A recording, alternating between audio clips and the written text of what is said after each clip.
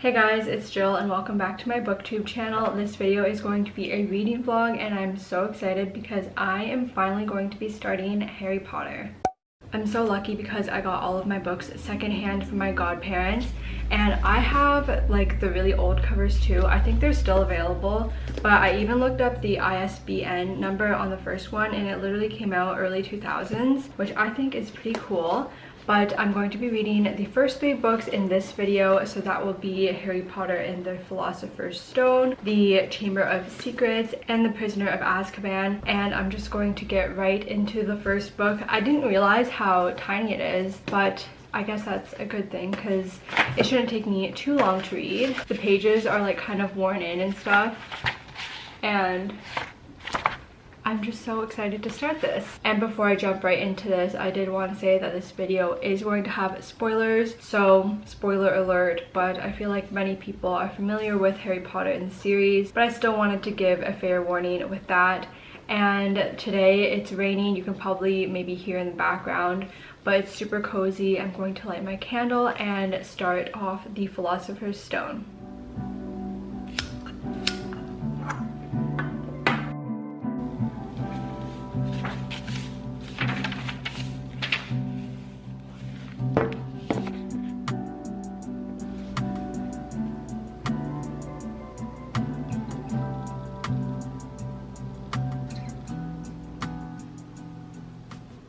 Now on chapter 8, and it is called The Potions Master, page 98. And this started off with a little bit of backstory of Harry's uncle, Mr. Dursley, and some odd things that were going on in the human world, which were because of the wizards and witches. For example, the owls, they were all being sighted because usually they're out in the dark time or in the night, and they were spotted in the daytime. Everyone was a little bit confused. Mr. Dursley saw people in cloaks and he was like, what even is going on? This is really strange. And simultaneously in the wizard world, this is when Voldemort vanished. The word on the street though is that he's vanished because he tried to kill baby Harry Potter, which he wasn't able to do so, and as a result this made him disappear. And although he wasn't able to kill Harry himself, he did kill both of Harry's parents. So unfortunately for Harry, he is left as an orphan and must live with his awful aunt, uncle, and cousin. And his upbringing was just so sad. He was relentlessly bullied by all 3 of them, and he had to endure this for up until he was 11 years old, when he finally got the invitation to go to Hogwarts. And Harry's actually quite funny. There were a few moments where he would make some snide remarks towards either his uncle or cousin, but when he has this opportunity to finally leave this toxic environment, he's quite excited, although very nervous at the same time, especially when he finds out that he's actually very famous in the wizard world because they know him as the boy who lived and did not get killed by Voldemort. I just left off at the part where the Sorting Hat put him into Gryffindor along with Ron and Hermione, so he's quite excited. The writing in here is so magical and vivid and just feels nostalgic. Even though I didn't read these as a kid, I did grow up watching the movies basically every year during Christmas time. My family and I would binge watch the movies in a few days, so it really does give that cozy nostalgic feeling. I think I'll be able to finish this today and I'm really excited to see what happens. But yeah, I really love this so far and I think I'll probably be rating it like 4 stars or higher, and I will give you guys my final update on this first book once I'm all done.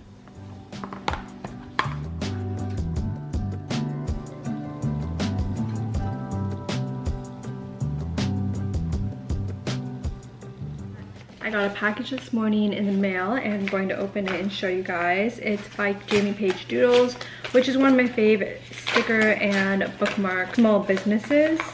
I've ordered from her multiple times and I love everything. The bookmark I'm using for this book right now is from her, and I got 2 more. Oh my god, they're so cute. Okay, the first one I got is this little lip balm bookmark. It says, I think that's hot cocoa. Yeah, hot cocoa lip balm. And then I got this crumpled receipt. This one is teal holographic and it's hard to tell on camera, but the white is also kind of sparkly and it's very cute. I'm so excited about these. I love her bookmarks so much. And then all of her things come with a free bookmark too, which is part of her packaging, and I love it. Last night I finished Harry Potter and the Philosopher's Stone. This is just so good, guys. What ended up happening is that Harry and Ron with Hermione, they kind of have like a, I guess like enemies to friends situation.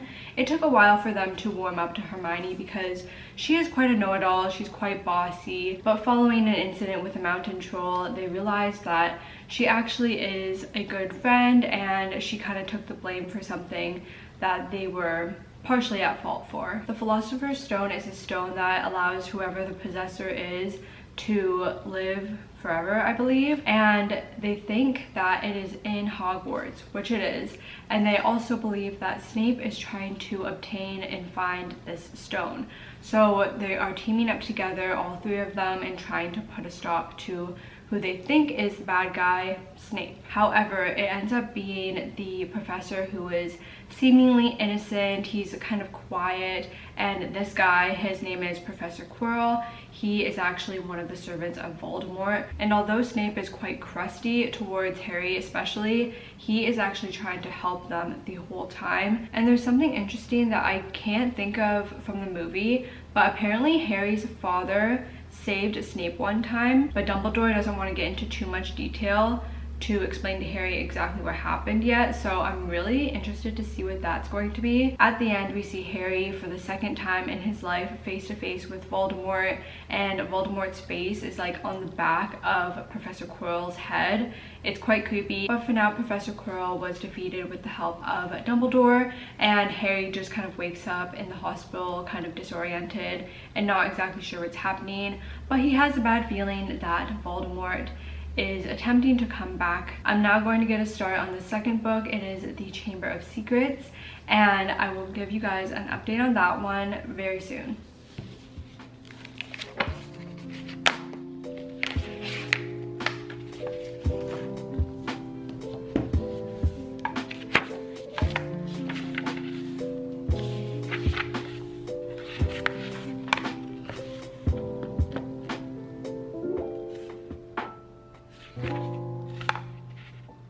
So this one starts off, it's summer break and Harry is back at his aunt and uncle's house.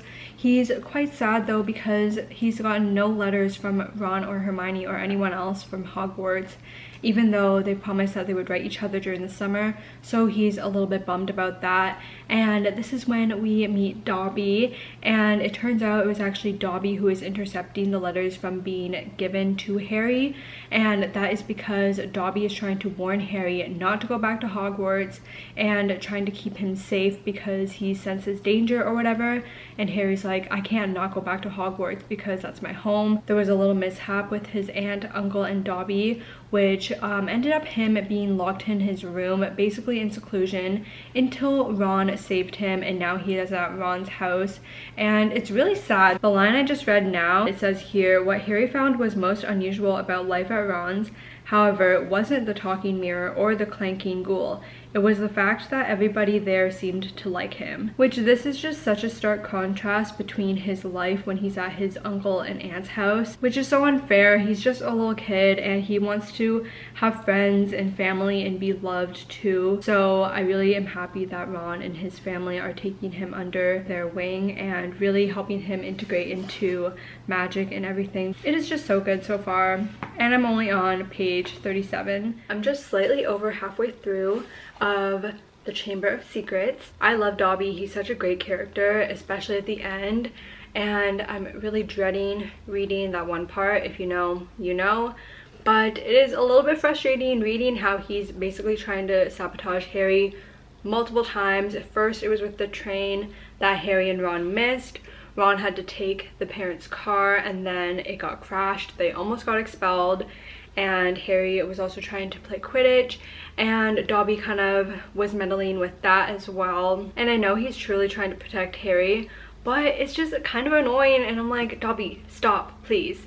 But he did give some information to Harry regarding the Chamber of Secrets being opened, and I'm kind of wondering how he even knows this, which is making me think that it is either Draco or his father who's opened the chamber. There's this new defense against the dark arts teacher. His name is Lockhart. He is so full of himself, and he just talks about all these stories of him doing these very brave and wonderful things. Who knows if they're even true? It seems like rubbish to me. And he's written multiple books about all these great things that he's achieved in his life thus far. Harry's been hearing this eerie voice inside of his head that no one else can hear. And it turns out that he can also talk to snakes, which is discovered during one of the lessons.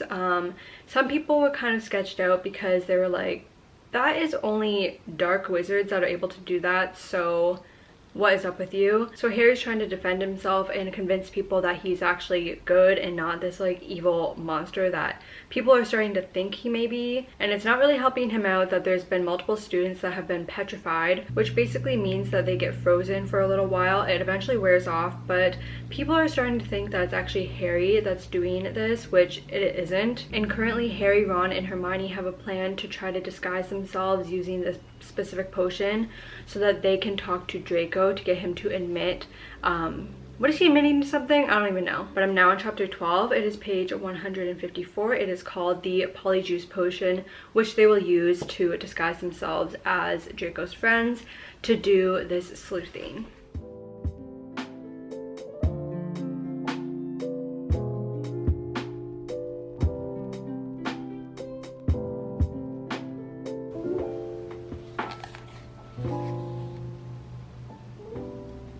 Just before lunch, I finished up the Chamber of Secrets, and this is going to be getting 4 stars as well, same as the first. And actually, I was editing the footage from the first book, and I realized I just talked about how I liked it at the end, and I forgot to give my star review, so I'm giving that first one, The Philosopher's Stone, 4 stars as well. It's just so good. And what the gang was up to at the end of this was Tom Riddle's diary was found, and he was communicating unknowingly with Ginny Weasley, who is Ron's little sister. She's just 1 year younger than Ron and Harry and Hermione. But what Tom was doing through communicating with her was forcing her to attack the people. So it ended up being that she was the one attacking all of the students, which is kind of funny because she's literally just a little girl and she was doing all of these kind of scary things. People thought it was Hagrid, and he was actually suspended from Hogwarts along with Dumbledore because I guess the council figured that Dumbledore wasn't able to put whoever the perpetrator was in line and find and figure out who it was. But it wasn't that big of a deal because at the end the 2 of them came back to Hogwarts. So I think I said in the last clip how the Chamber of Secrets was opened around 50 years ago. During that time as well, people thought it was Hagrid, but it actually wasn't him, and he just kind of took the blame for it. Harry, Ron, and the Professor of the Dark Arts at the time, Lockhart, the one that's super full of himself, they all go down the chamber because it's been discovered that Ginny was actually taken from whatever creature is lurking down there. And it's so funny because Lockhart immediately is like, I don't have the powers for this, I am not good enough for this, I don't know what I'm doing. And Ron and Harry are like, come on dude, like, you were saying that you do all these great things. And he's like, well, it was actually other people's stories, but I just inserted myself into them, so I actually don't know that much. Which honestly isn't that much of a surprise to Harry and Ron. And Harry ends up defeating the basilisk, which is the huge snake that is down in the basement or in the pipes or whatever. And he also finds Ginny. He also comes face to face with Voldemort again as Tom Riddle, which is when he finds out that Tom Riddle is Voldemort. And this time he's not actually there as a person. It's kind of like a ghost situation. I can't remember exactly the word that he used, but anyways, they were defeated with the help of Dumbledore's Phoenix, and Harry was able to wield some special powers from Gryffindor as well. But at the end, Dumbledore says to Harry that he actually obtained some powers from Voldemort back when he was a baby and Voldemort tried to kill him. So that is why he can talk to snakes. And he was kind of sort of supposed to go into Slytherin house, but because he said to the Sorting Hat when he was sitting there, like, please don't put me in Slytherin, the Sorting Hat just did what he wanted, so that's why he got put into Gryffindor. But he also could have been a Slytherin, so that is an interesting thing to note. And at the end, we also figure out that Draco's dad is the one that gave Tom Riddle's diary to Ginny, I guess to set her up whether or not she was going to get hurt or die or whatever. He probably didn't even care, and he is just a bad guy, very bad. But at the end, Harry kind of gets some revenge because he is able to free Dobby of being in service to the Malfoys. So now Dobby is very happy that he has Harry, and it goes into the next summer break and Harry has to go back to his aunt and uncle's, unfortunately. But that is all for this one. But so far with these, we are on a good roll, 4 stars across the board thus far. And I'm going to be moving on to The Prisoner of Azkaban, and I'll talk to you guys about it really soon.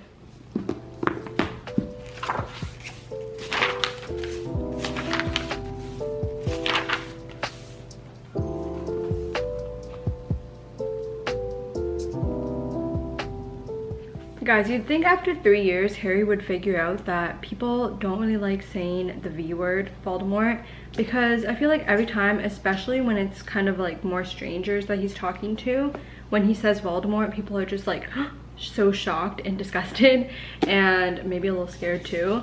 But anyways, I'm on chapter 7 now. It is called the Bogart in the Wardrobe, page 94.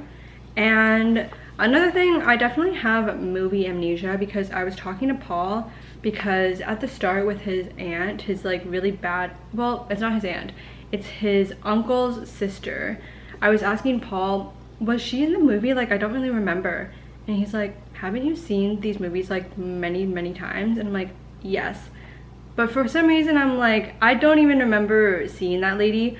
But after he said that she was, it kind of clicked in me that she was in the movie. So I don't know, just kind of funny. Something I noticed that was a little bit different too, I don't think it happened to the movie and Paul couldn't remember it either, was that in the Muggle world they also show on TV, on the news, that Sirius Black has escaped prison.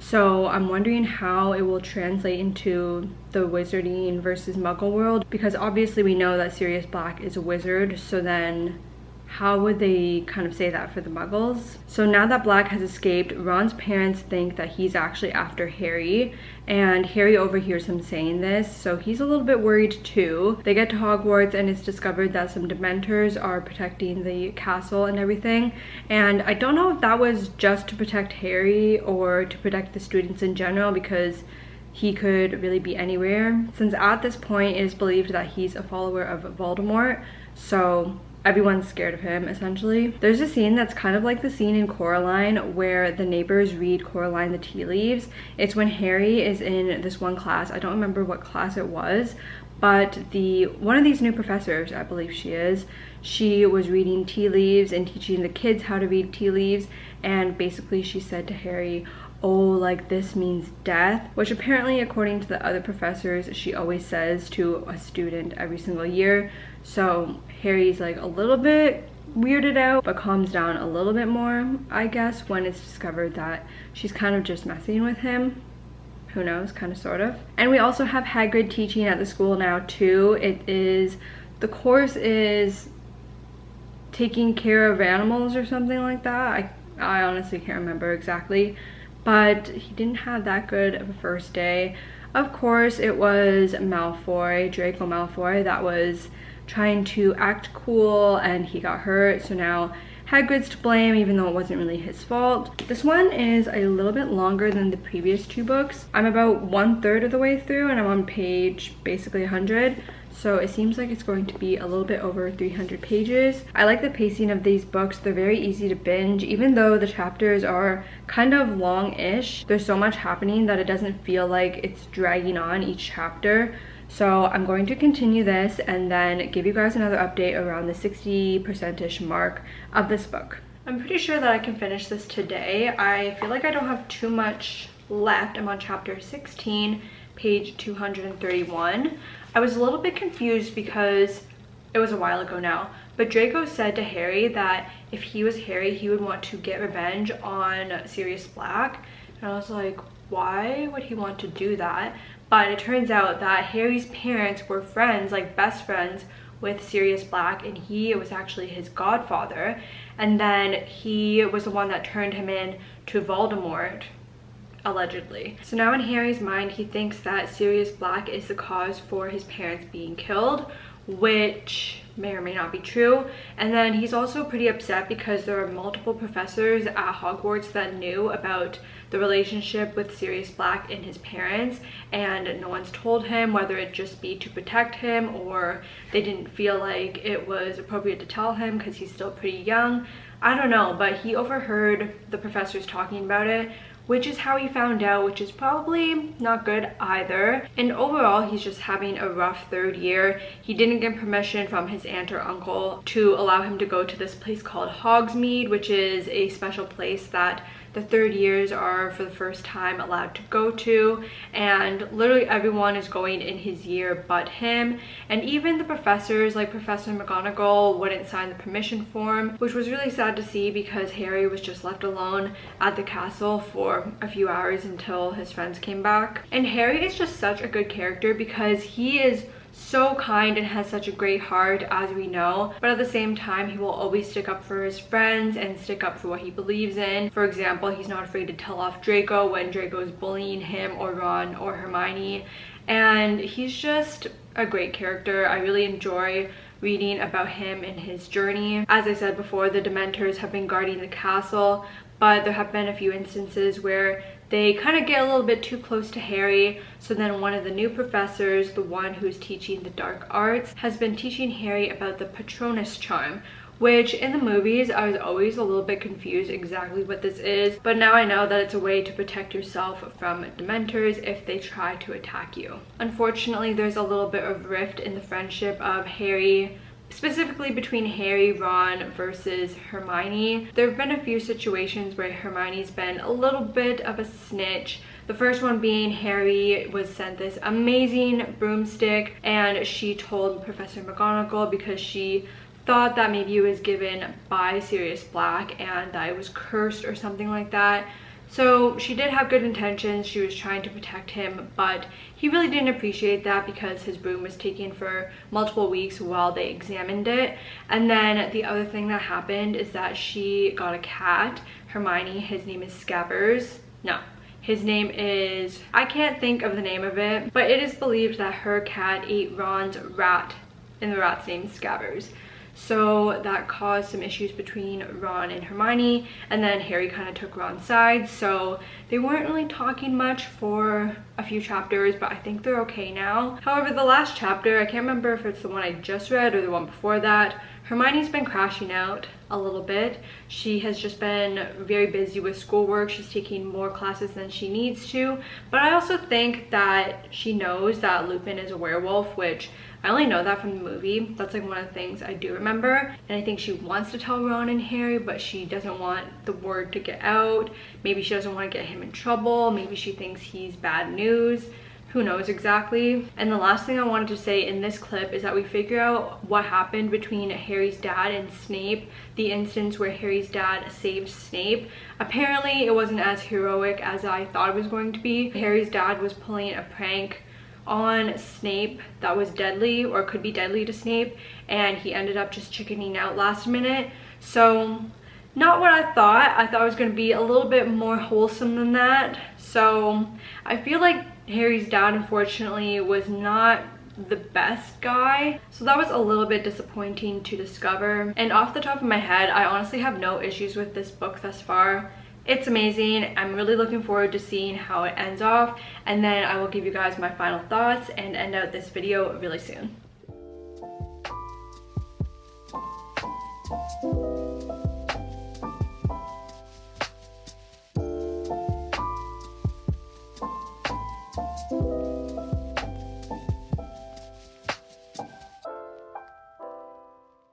I am done with The Prisoner of Azkaban, and I'm going to be giving this one 4.25 stars because we really get into the plot and the complexities of the different relationships between Harry's father, with Snape, with Peter Pettigrew, Sirius Black, just all of the different players. Oh, Professor Lupin too. And the plot definitely thickens in this, so it's just so amazing. I already knew from the movies that Sirius Black is innocent, and that it was actually Peter Pettigrew, who ends up being Ron's rat. He was the actual one that betrayed Harry's parents. So there's some type of miscommunication which made it seem like it was Sirius and not Peter Pettigrew. But for a very long time, Pettigrew was feeding Voldemort information, and I'm still a little bit unsure why Voldemort was targeting Harry's parents in the first place. But anyways, it was all Peter's fault that he ended up finding Harry's parents and basically the reason that they're dead. And annoyingly enough, he ends up getting away at the end because he turns into a rat really quickly and scurries away. And certain people believe that Sirius is innocent, but not everybody. I would say like the large majority of people view him as a prisoner still. So in the next few books, he's going to have to prove to himself that he is in fact not guilty, which was pretty disappointing for Harry because he is Harry's godfather and asked Harry to come live with him and everything, but now he's still a fugitive, so he really does have to lay low, and Harry can't be seen with him or live with him at this time. There's a little bit of time travel at the end, which I don't really like time travel in my books, but it was only for a chapter, and Harry miraculously was able to figure out the Patronus charm and get the Dementors away from sucking the life out of, I think it was him, Hermione, and Sirius. So he saved all of them, and initially he thought it was his dad, and it turns out they had the same Patronus animal. So that was very cool. Professor Lupin got fired because I guess it's dangerous to have a werewolf as a teacher. I don't know, he seemed okay to me. But he's not able to be the Defense Against the Dark Arts teacher anymore. So now next year we will have a new one. Next book we'll have a new one. I can't remember who it is though. Again, I have movie amnesia, I can't remember. But I'm really excited for the next book because the fourth movie is my absolute favorite movie of the Harry Potter series.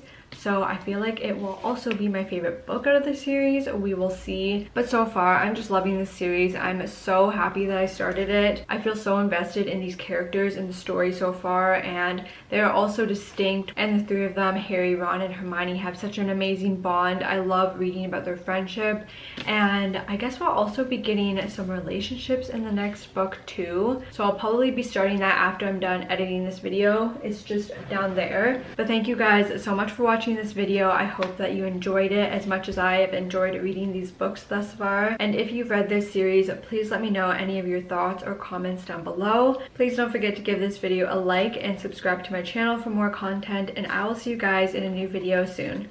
Bye.